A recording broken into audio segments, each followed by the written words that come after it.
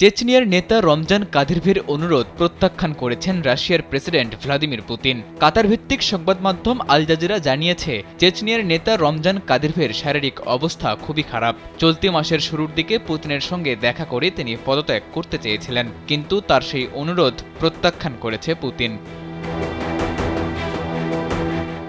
আন্তর্জাতিক গণমাধ্যম জানিয়েছে, রমজান কাদিরভ নেক্রোটাইজিন পেনক্রিয়াটাইটিসে আক্রান্ত। এটি অগ্নাশয়ের একটি গুরুতর রোগ।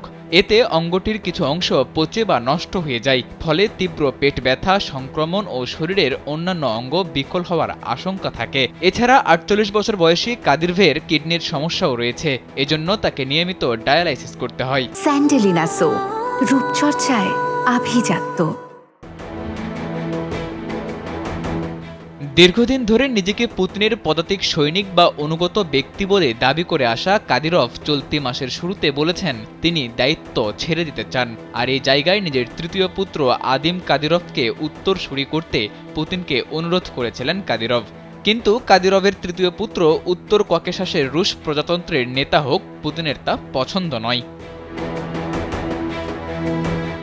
কারণ গেল নভেম্বরে আদমের বয়স ১৭ বছর হয়েছে। তাকে রাজপুত্রের মতো করে বড় করা হয়েছে, ফলে বাস্তব জীবন সম্পর্কে তার অভিজ্ঞতা খুবই সীমিত। ইতোমধ্যে আদম কাদিরভকে চেচনিয়ার নিরাপত্তা পরিষদের প্রধান সহ বিভিন্ন সরকারি পদে নিয়োগ দেওয়া হয়েছে। তবে সঙ্গত কারণে আদম কাদিরভকে পছন্দ নয় পুতিনের।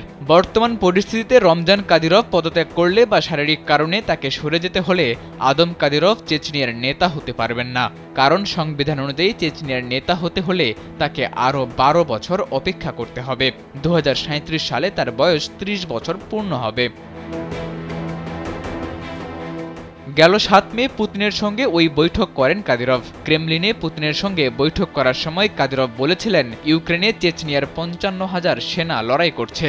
পাশাপাশি চেচনিয়ার নিজের শাসনামলে অর্জিত নানা অর্থনৈতিক সাফল্যের দীর্ঘ তালিকাও পড়ে শোনান তিনি। মুসলিম অধ্যুষিত চেচনিয়ার জনসংখ্যা প্রায় ১৫ লাখ। কাদিরভ তার অর্জনগুলো একটি কার্ডে বড় অক্ষরে লিখে পড়ে শোনান। তবে বৈঠকে পুতিন বা কাদিরভ কেউই পদত্যাগ প্রসঙ্গ তোলেননি।